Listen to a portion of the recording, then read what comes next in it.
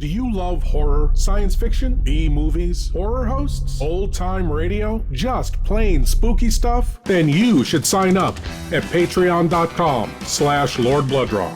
You'll be supporting the production of Lord Blood-Rah's Wrackin Theater, presenting the best, worst, and wildest horror films ever made. Lord Blood-Rah's Wrackin Auditorium, featuring the best of old-time radio horror. Captain Paxar's Star Cadet Hour, showing classic 1950s sci-fi shows for Star Cadets of all ages. Plus, you'll get exclusive access to bonus content like Behind the Curtains of the Wrackin Auditorium, a deep dive into radio horror, Lord Blood-Rah's B-movie reviews, a look at a classic low-budget drive-in feature, and much more. Sign up today at patreon.com/Lord Blood-Rah for the love of horror.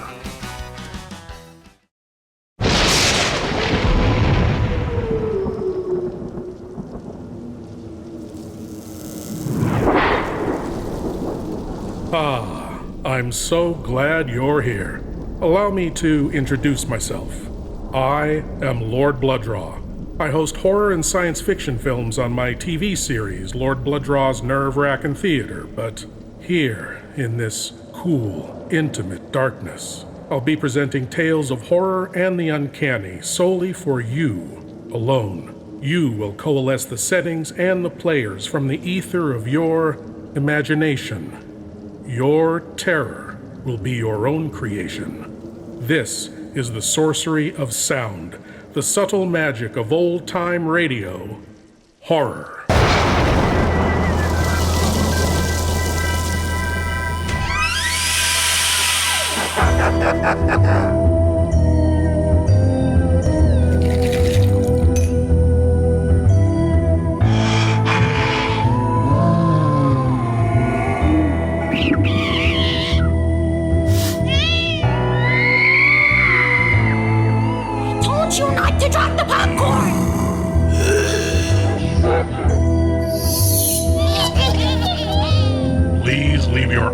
At the door. You will not need them.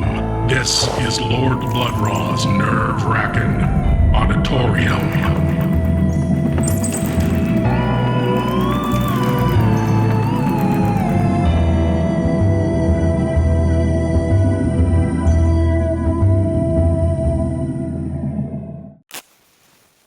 Just as humankind evolves, so now do machines.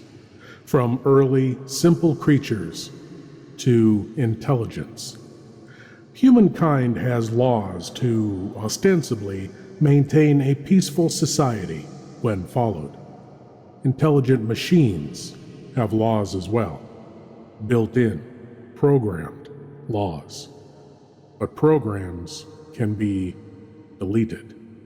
From Theater 5 comes the tale, The New Order.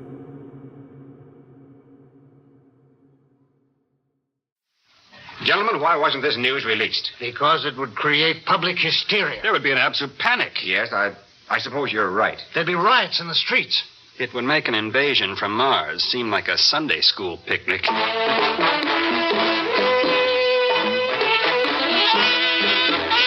Theater 5 presents The New Order.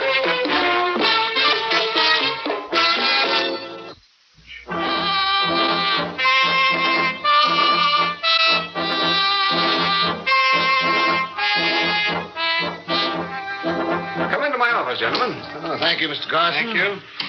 I'm John Clements, and this is my assistant, Sam Winston. How do you do? As you know, we're from the National Board. And what can we at Robots Unlimited do for you? Well, of course, you're aware that there's a new investigation of robotry. There's always a new investigation of robots and Robots Unlimited, gentlemen. I just hope I haven't accidentally broken the rules of the charter. No, nothing like that. In fact, we wish all government departments were run as efficiently as this one. Well, thank you. Actually, we're here, Mr. Garson, because people are, well, they're getting very worried about robotry. Worried? It goes even deeper than that. They're afraid of the newest robots. But there's no reason to fear robots. I doubt we can convince people of that. At one time, a robot was a mechanical man with flashing lights for eyes, antennae for ears, and, well, he was obviously a robot. But now you can't tell a mechanical man from a human. except through dissection. No, there is another way, gentlemen. A robot is different from a human being because it does not know how to hate. And most important, it cannot bring harm to any human. Now, this is an integral part of the robot makeup. In fact, it's the first law of robotics. And that's precisely why we're here, Mr. Now, excuse me. Yes, Garson here. Mr. Garson, Adam C. is ready for testing.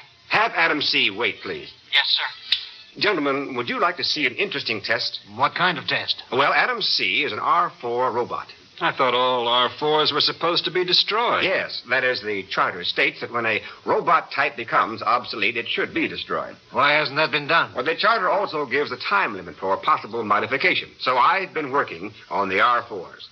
You see, there are two basic differences between the R4s and the R5s. The R4 voice was metallic, and it had a sort of built-in echo. But the R5 voice is as human as yours or mine. The other difference is, well, I'll call it the nervous system, connecting the brain to the voice box.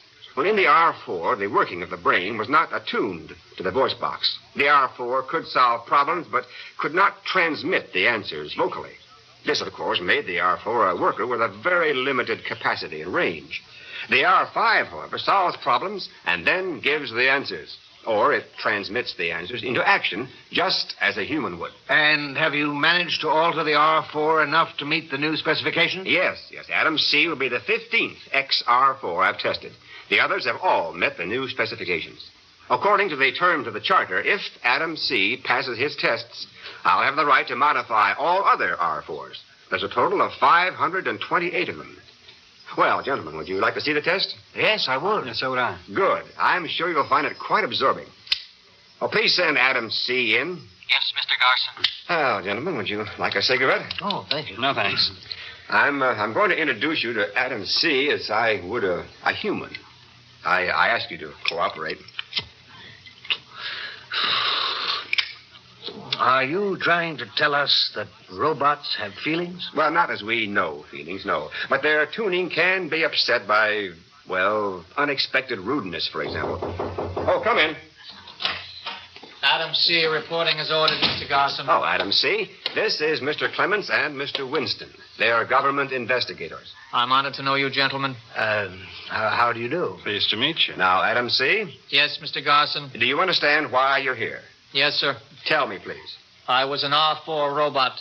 You have had me modified to meet the specifications of the R5 robot.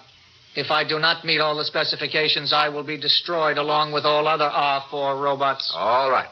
Now, the first test is memory retention. Now, I'm going to open this book. You will read the page on the right-hand side. You'll have only 3 seconds. Ready? Yes, Mr. Garson. Start reading.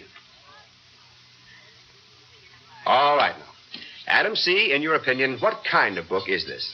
It seems to be a work of fiction. Now, be more specific, please. I cannot be more specific, Mr. Garson. It seems to be a work of fiction. However, it could also be a biography, or it could be history done in a fictional style. Very good. And now I want you to read from memory the 19th and 20th lines on that particular page.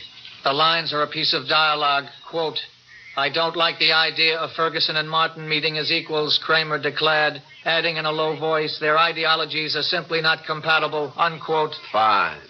And now, gentlemen, would you like to see the page? Yes. All right. Now, here's the book, Mr. Clements, page 47. Oh, thank you. Now, let's see. That's right. Count down to the 19th line.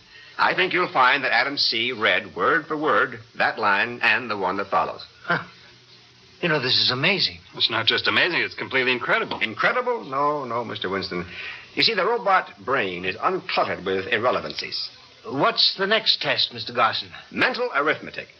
May I give Adam C. the problem? Oh, by all means, please do. Can I have that piece of blank paper on your desk? Oh, surely, there you are. Thank you. Adam C., Yes, Mr. Clements. I want you to solve this arithmetic problem for me. Yes, sir. Multiply 7,927 by 4,684. Then I want you to divide the total by 424. That is the problem, Mr. Clements. Yes. The answer is 87,570, plus the fraction 97 106ths. Well, Mr. Clements? I haven't figured it out for myself yet. Well, I'm sure you'll find that Adam C's answer is correct. Well, here's the total of the multiplication. 37,130,068. Correct, Mr. Clements. You can prove the answer quite simply by... Yes, I know how, Mr. Garson. Well, Adam C., if Mr. Clements finds your answer to be correct, you may return to the waiting room for further instruction. Yes, Mr. Garson. Well, the answer is correct, all right. That'll be all, Adam C. Goodbye, Mr. Garson. Gentlemen, being with you has been a pleasure.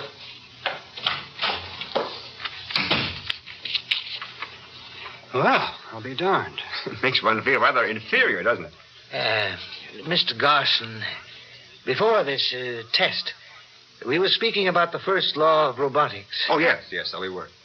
Well, I think we're all aware of the fact that without this safeguard of the first law, Robots Unlimited would never have been granted a charter. In fact, the manufacture of human-type robots would not have been permitted. That's true. However, there is one man who can alter this first law, Professor Albert Dean, inventor of the human-type robot. And Professor Dean has been missing for the past 5 days. Missing? He disappeared from his home 5 days ago. Why wasn't this news released? Because the newspapers would pull out all the stops. There'd be panic. For the same reason, we didn't release another fact. That Professor Dean had been experimenting with a new robot. One to which the first law of robotics does not apply. You can imagine what the newspapers would do with that. Yes. This new robot type. Did you know that Professor Dean was working on it? Well, yes, I did. Well, at least there was a rumor to that effect. And did you approve? Well, it makes small difference how I felt, Mr. Clements. The matter was out of my hands. Professor Dean wasn't and isn't under my supervision. Yes, well, that's true enough. He was our responsibility. Mr. Garson, you were selected as general manager of Robots Unlimited because of your excellent record in government service. Your background of loyalty is impeccable. Thank you, but what is it you're trying to say, Mr. Clements? We're expecting that you'll cooperate with us in this matter. Well, of course. Just tell me what it is that you want me to do. Well, at the moment, Winston and I would like the run of this building and the grounds. Very well. Feel free to go anywhere. Then later on today, we'll probably have another talk with you. Anytime at all. Good. I don't think I have to tell you how important it is that we find Professor Dean as soon as possible. Now, that's rather obvious, Mr. Clements. The professor's knowledge of robotics can be a very dangerous thing if, for instance, he were kidnapped by a foreign power. Exactly. Well, thank you for everything. Gentlemen, if there's anything else that you need, just let me know. We will, and thanks again. Thank you.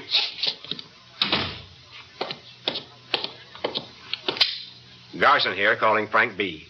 This is Frank B., Mr. Garson. Did you monitor my conversation with the government investigators? Yes, sir. Do you have any orders concerning them? Just this. Cooperate with them in every way, but watch them carefully. Very carefully.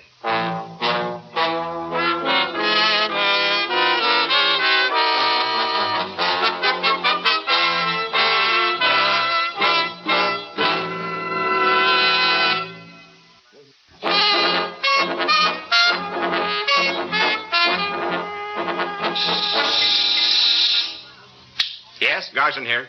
Frank B. reporting, Mr. Garson. Investigator Clements has found his way into the corridors beneath the building. He is now in the restricted area. What are your orders? Have some R5 standing by. I'll take care of this myself.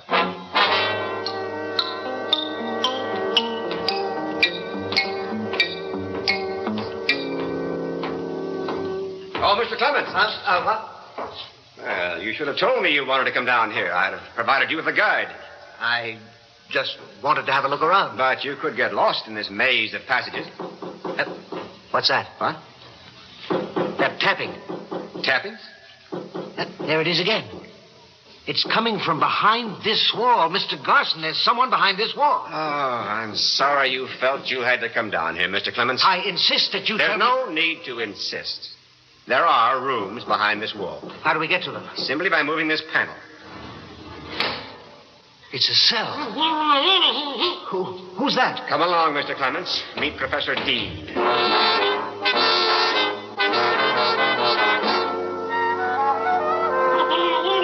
As you can see, the professor is unharmed. Why do you have him tied and gagged? Because he knows certain words that activate the robots. Here they come now. Mr. Garson, I insist that you release Professor Dean. I'm sorry, no. I order you to. Come now, put away that gun. What do you want us to do, Mr. Garson? Take Mr. Clements to a cell. No, they can't carry out that order. Why not, Mr. Clements? Because of the first law of robotics. Robots aren't permitted to harm humans. But they don't intend to harm you. Let me go. See? They're gentle, but very strong. Take him away, please. You better have a good answer for all this, Garson. Well, I think I do.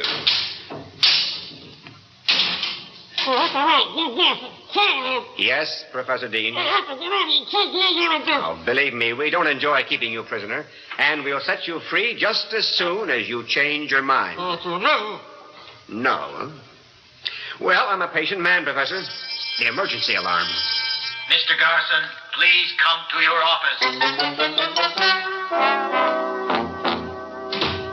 Yes, Frank B., what is it? We found Agent Winston in the file room. How'd he get in there? It must have happened while you were downstairs with Mr. Clements. I detailed some R5s to help you. There was a mistake in the assignments, and the file room was left unguarded for a moment. He must have slipped in. Where is he now? In the waiting room. Mr. Garson, I think you better tell these robot friends of yours to let me go. I'm afraid that's not possible, Mr. Winston. Now, look, the kid gloves are off. I suggest that you cooperate and tell us all you know. It'll go a lot easier with you. You see, I had a good look through your files. So? I found a lot of information on Professor Dean, incidentally. Do we have to speak in front of these robots? Why? Do they make you nervous, Mr. Winston? Yes, they do. But why? Have you forgotten the first law of robotics? They can't harm you. However, if you insist, I'll ask them to leave. Oh, Frank B., if you don't mind. Not at all, Mr. Garson. We'll go. Now, Mr. Winston, we were speaking about Professor Dean in the files. Please go on. After I read through certain papers in the files, it looked to me like a fantastic plot was taking form. A plot? Against our government in particular and against humanity in general. Well, that is fantastic, Mr. Winston. Now, please don't act so charmingly coy, Mr. Garson. You're part of it. You've got to be. How could Robots Unlimited be plotting against the government? Our R5s are unable to harm humans. Well, the first law of robotics is an inherent part of their makeup. And don't forget, if we were using robots to overthrow the government, well, we'd have the army to contend with. The first law would operate against them. Mm-hmm. That's what you want people to think. Yes, the R5s obey the first law. And while the first law applies, you can't carry out your plan. That's where Professor Dean comes in. Oh? The professor was working on a new robot model when he disappeared. A model that does not obey the first law. A robot that would carry out an order to kill. Ah, now we begin to see the ramifications of this fantastic plot. You have 800 R5s and more than 500 R4s that you're modifying. Now, that doesn't take into account the robots you're probably manufacturing in secret. In secret? Oh, you didn't see that in the files. Well, I saw enough to put you on trial for treason. If I'm to be executed as a traitor, why should I help you? I told you. We can make it easier for you. By we, I assume you mean Mr. Clements and yourself. That's huh? right. Ah, but I'm afraid Mr. Clements is in no position to help anyone. What do you mean? Listen. Garson here. Connect me with Mr. Clements' cell, please. Cell? You're connected, Mr. Garson. Clements? Clements, this is Garson. Garson, listen to me. If you don't let me out of this cell, so help me, Well, I trust that convinces you, Mr. Winston. You see, your friend Clements made the mistake of wandering into a restricted area, just as you did. Who's giving the orders? You or Professor Dean? Professor Dean is in the cell next to Clements. I should have known. You kidnapped him. Yes. The professor was not amenable to my plan. You see, Professor Dean not only made a robot that did not obey the first law, but in doing so, he found a way to nullify the first law in other robots. And has he told you how to do it? He can't have. Not if you've got him in a cell. He will. And then I'll nullify the first law in all robots. And as they're tuned to my voice, they will obey my orders. Oh, by the way, there's something that isn't in the file room. I don't have to manufacture robots in secret factories. Robots can reproduce themselves. It's very simple. Each robot will manufacture another. Double a penny 30 times, Mr. Winston, and you get over 1,000,000 pennies. In no time at all, I'll have a huge army of indestructible machines. What's happened to you, Garson? No one in government service had a better record than you. You were the last man we thought would turn traitor. You don't know me very well, Mr. Winston. That's just about the biggest understatement I've ever heard. And we thought Professor Dean was the security risk. The professor has an IQ of 195, yet he's a fool. By helping me, he could be the most powerful man in the world. I cannot understand men like him, or you. Spoken like a true paranoiac. Isn't it strange? You devise a perfect form of government, an infallible method of controlling the world, and you're called insane. Remember, Mr. Winston, robots are not susceptible to bribery. They can't be blackmailed or intimidated or flattered or fooled. Can you say the same about our politicians and government office holders? Can you? No, we're all fallible. And you're at least as fallible as the rest of us. No, and what makes you say that? Because you're wrong. Your plan just won't work. Why not? Because your plan depends on Professor Dean. He's a dedicated scientist. He knows that if he alters the first law of robotics, whatever happens will be his responsibility. This is why he won't help you, no matter what you do to him. Ah, but he will help me for the simple reason that he is only human. Sooner or later, he'll weaken. It's only a matter of time. You're fast running out of time, Mr. Garson. Nothing can stop me. Well, maybe I can. What good is locking that door going to do? I'm going to kill you, Mr. Garson. Oh, a gun, just like Clemens. You all run so true to form. Put it away. You leave me no alternative but to kill you. You think shooting me will stop my plan? Without you, the robots would have no leader. And they won't do anything to me for killing you because they'll obey the first law. Ah, I see your reasoning. You think you'll get rid of me and then free the professor and Clemens? No, Garson, don't move toward me. What are you afraid of? You have a gun. Don't take another step. Well, shoot, Mr. Winston. Shoot. All right.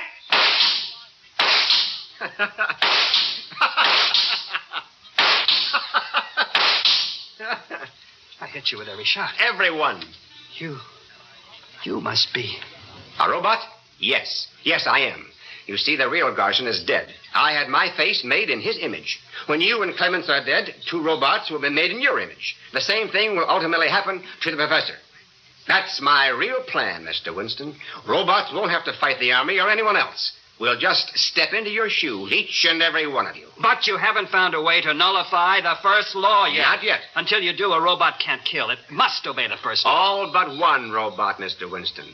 The one Professor Dean made just before he disappeared. The robot to which the first law of robotics does not apply. You're... Yes. You're... I am that robot, Mr. Winston.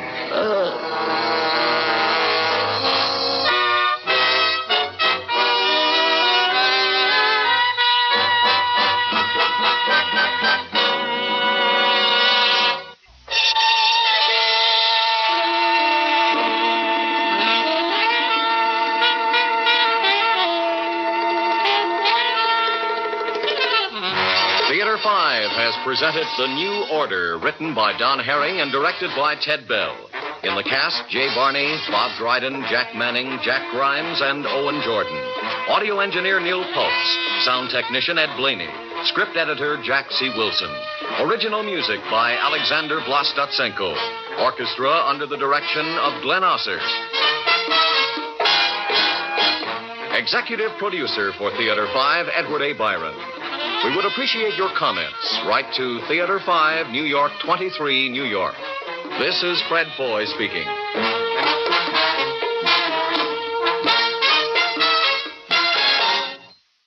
As humankind evolves, so do machines.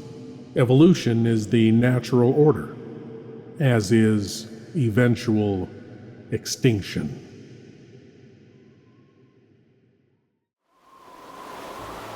Thank you for joining me in the Wrackin Auditorium, and I hope you'll come again. But now it's time for you to rejoin the, real world. I am Lord Blood-Rah, and I'll be waiting here for you in the shadows of your mind until the next time you seek the darkness. Good night.